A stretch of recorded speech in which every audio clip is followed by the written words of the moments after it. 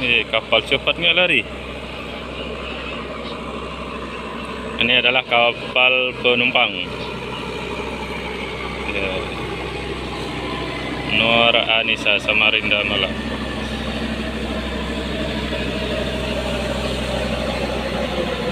Kencangnya.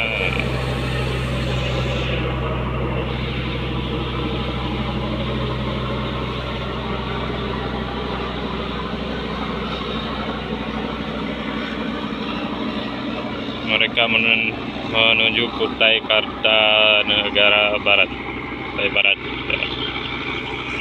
Guys, bergelombang.